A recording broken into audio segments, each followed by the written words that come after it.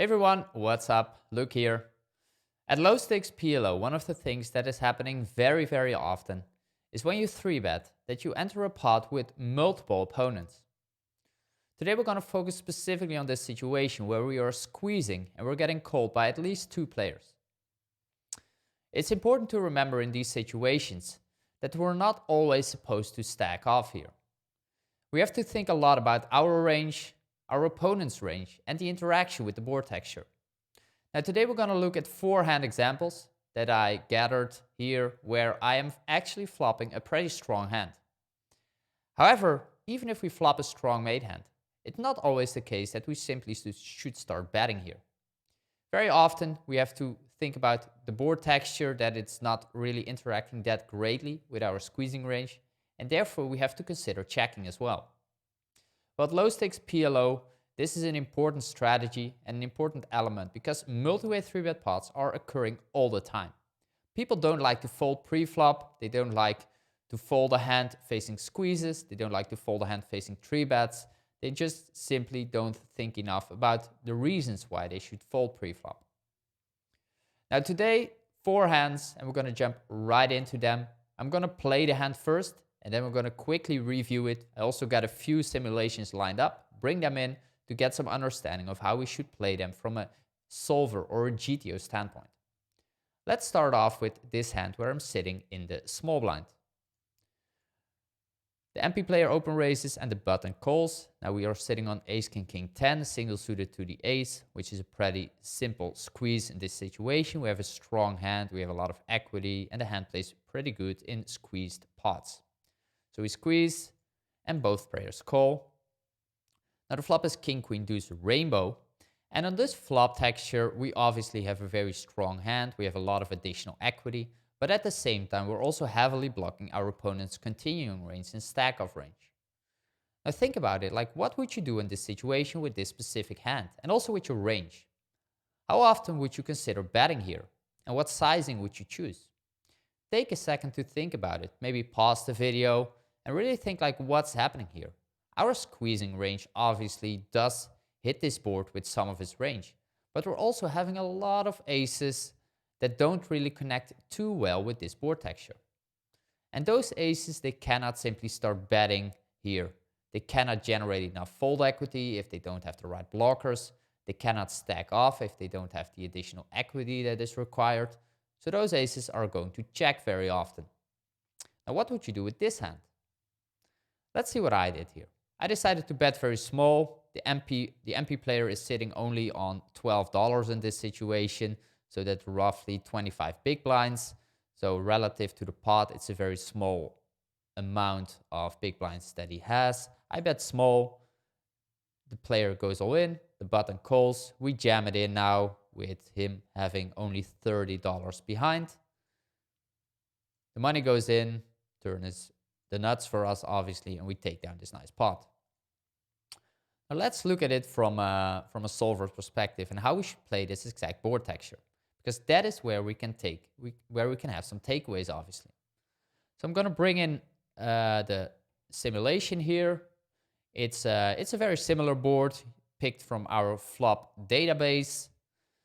The board is king, queen, 4, rainbow. Situations are pretty similar here. And as you can see here, we are supposed to check 40% of our range here.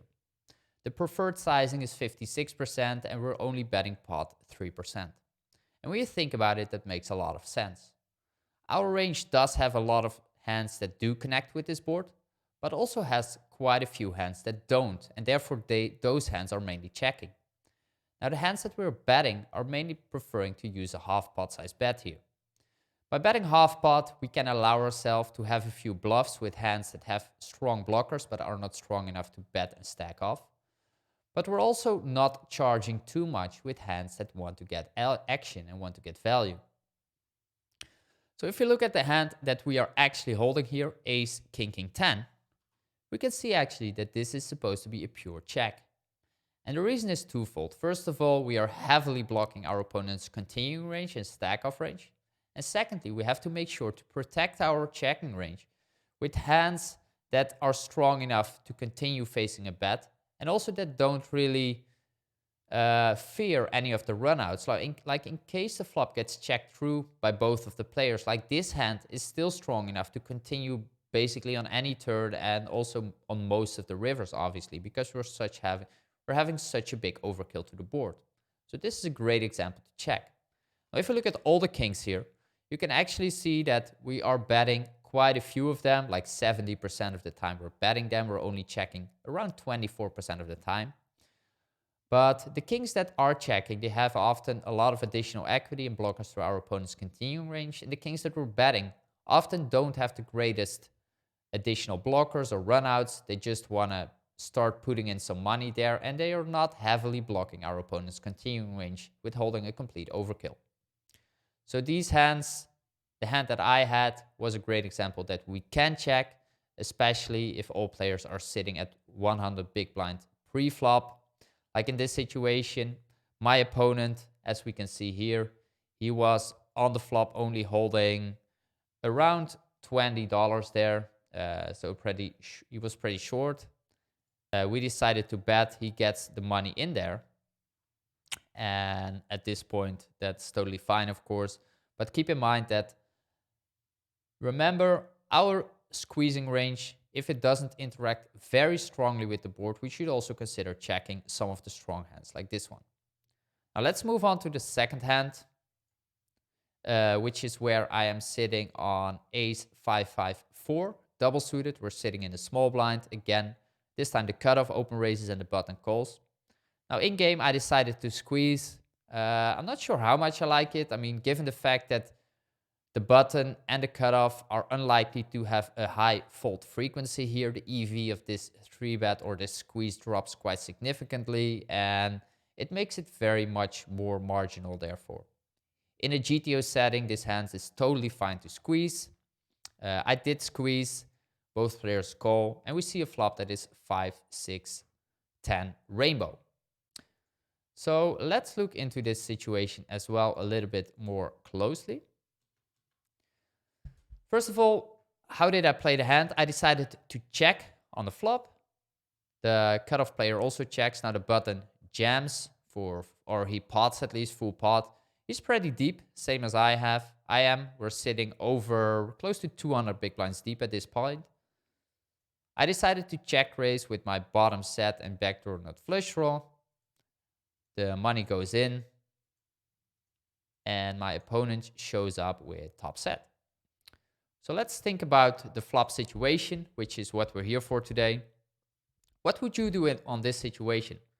You're squeezing, you have a lot of aces, you have some ace king king hands, some double suited high rundowns, you have some connectivity with the 10, of course, but like we don't have too many of these lowish rundowns. We don't have a lot of two pairs, a lot of sets. So how often would you actually bet this hand? Or bet this flop, not specifically this hand. That's not too interesting always, but like how often would you bet here with your range? Take a second to think about it, and what would your approach be here? And what sizings would you choose? Well, if we think, or if we look into a simulation standpoint here, I'm going to bring it in here. Here you can see that we are supposed to check almost our entire range actually as the preflop squeezer. We're checking 93.9% of the time, and we're only betting around 6% of the time. You can basically simplify this to just check your full range. And the reason why we're checking is that our range just doesn't have a lot of strong mate hands on this flop and doesn't have a lot of strong draws on this flop either. But our opponent's ranges will interact quite heavily with this board texture. Especially given the fact that our range has a lot of high pairs and high rundowns, it makes it much more likely that our opponent's ranges will interact actually with this board texture, like a cutoff open raising range and a button cold call ranges. They do have a lot of high pairs also, but they also have a lot of connectivity with this board, with the rundowns that they open raise, with some of the rundowns that they are flatting pre-flop. They can easily have two pairs or a set here that they either don't 3-bet being on the button. So their ranges interact better with this board texture in terms of strong mate hands. In addition to that, we're also quite deep, which gives us sort of a disadvantage being out of position in high SPR situations or relative high SPR, of course. The SPR is not extremely high, but we're still playing a 3-bet pot here. We're against 2 other opponents. We're out of position, and especially against the button, we're quite deep here. So we want to take all those things into consideration. If we then look at the simulation here, we can see that we are supposed to check our entire range almost, which basically would simplify that also the hand that we would have, like ace 5-5-4, is also supposed to be a clear check. Now, if our opponent would bet pot into us, we have an easy check raise here. Against that bet size, we're not supposed to do anything else than just get the money in ourselves. Now remember that, take into consideration that we are checking a lot here, but that also is because the in-position player is stabbing quite aggressively. He's bet folding quite a bit of hands here as a bluff, basically, trying to take advantage of our range not hitting this board extremely well. He can do a lot of betting in position at a relatively high SPR here, taking a lot of bluffs into his betting range. Now, if your opponent is not doing that, then we are incentivized to bet a few more strong made hands, of course, which makes totally fine. Now here, I would still argue that checking is pretty good because it's very likely that first of all, one of the opponents does hit this board reasonably well and starts betting. And secondly, we are unblocking like the 10, the 6, like most of the straight draws that could definitely take a stab here and that we can then check raise against. In addition to that, like if we would bet, let's say half pot or something, I mean, there's quite an awkward turn SPR left. We can pot, of course, but that way we're also pushing out a lot of the medium strong hands that we're actually doing very strong, very good against, that we want to get some value from. Anyway, like this hand, pretty interesting, I would say, especially given the fact that we are supposed to check almost full range here. And I would say we're going to move on to the next hand example. Here we're sitting on king, king, deuce, deuce, double suited. We got an open raise. We got a call by the button and a call by small blind. Like this is happening all the time at low 6 PLO. Like people just cold call. A lot of hands here, wide ranges. Like this player in the small blind, he shouldn't cold call almost any hand here. He should be very tight and only focus on a lot of nuttiness here if he would enter the pot at all there. Anyway, they do call. I know these players will have wider ranges in general. I'm squeezing here. We have a strong hand, double suited. We have 2 pairs. We get calls by all of them, which is also pretty classic. And we're flopping 8, 6, deuce, two-toned. Bottom set again. Again, today, focus on strong made hands, on sets today. And the small blind checks, and we have a decision to make here. We are sitting on SPR around 2. And the question is, like, what are we supposed to do? Think about it. Like, what would you do here with your bottom set here? We're playing against 3 other players. We have a backdoor flush draw, but that's about it. Think about your entire range. Like, how would your range interact here? I'm going to bring in Sim as well here to get sort of an understanding, like how should we play here from a range perspective, because that is often where we can get the most takeaways from. Let's look at it how I play the hand first. I decided to check. The cutoff also checking, button pots. He's getting a call by the small blind, which is a surprise with this sizing. I get it in with my bottom set. The money goes in. Turn is pretty good for our hand. The river is at 10, and we are actually going to lose against a completely random hand like 9, 8, 7 for rainbow. I mean, I'm not sure what this guy was thinking about pre-flop. It's, I mean, we don't have to talk about it too much. Anyway, we're losing here. I'm going to look into a situation. Now, this is a 3-way simulation, which has a little bit of different ranges, but it will tell us something about like the overall approach that we should have. We cannot run simulations for 4-way, for example. It doesn't make any sense, especially given pre-flop ranges that are so extremely different than a GTO standpoint. So this is another spot which is similar in a way, and that we can use as sort of a baseline to get some takeaways from. Here we are the squeezer out of position, and you can see that we are actually supposed to check 62% of our range here. And if we are supposed to check 62% of our range, we already know that we have to implement a lot of strong made hands in there as well. Otherwise, our checking range becomes very vulnerable. So a hand like this, like king, king, deuce, deuce that we are holding here, king, king, deuce, deuce, it's actually a pretty good candidate to go for the check, and then against the bet, we can simply check raise to get the money in. If we look at a hand like eights, also top set would also be a high frequency check. So the play that I made in game here by betting or by checking the flop is actually pretty good. Now keep in mind that I had two players behind us. If we go back to the flop, I'm not sure why I don't see my cards here, but we are rolling king, king, deuce, deuce. I have two players behind here, like the umlaut gun player and the button, which makes it more likely that either of them does have something that connects to the board and therefore starts betting. If we would have only one player behind, then I might consider betting more often, because it's just simply less likely that I get a bet in because there's only one player behind me. And we have to know that if our opponent is not willing to have a bluffing range there, to have a bet folding range basically, then we are incentivized to bet some more hands, of course, and then betting would also be totally fine. But the main takeaway again is think about your range, the interaction with the board texture, the interaction with your opponents, the interaction of your opponent's ranges with the board texture, how often you're actually supposed to check versus bet, and not only simply bet all your over pairs, because that is one of the biggest mistakes I see players making all the time playing low stakes PLO. Like these, they are just betting too many of their aces, their kings, not focusing enough on additional equity, blockers, range versus range interaction, and they're simply overplaying a lot of their hands. Now today we're focusing on strong made hands, but here the main thing is we want to protect sometimes our checking range and learn more about how to think about our overall range here on the flop. Anyway, let's look into the final hand here of today. Ace 4-4 single suited. We are getting an open raise and a call again. We're squeezing, get two callers, and the flop is Jack 4-3. Now, think about this flop texture, the interaction with ranges, and how your squeezing range does on this flop. Like, is it a board that is very scary for our 3-betting range, or is it not?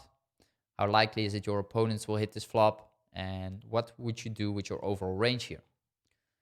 Now, this board is much better for our range. It's much more dry. There are much less draws out there. We have to care less about runouts that aren't great for our hand. And a lot of our aces on this flop texture are actually pretty strong. We unblock the jack, so we unblock top pair with many of them, also with this combination. And we are actually supposed to do much more betting on a flop like this texture than on those two-tone texture without, for example, one high card or with better connectivity.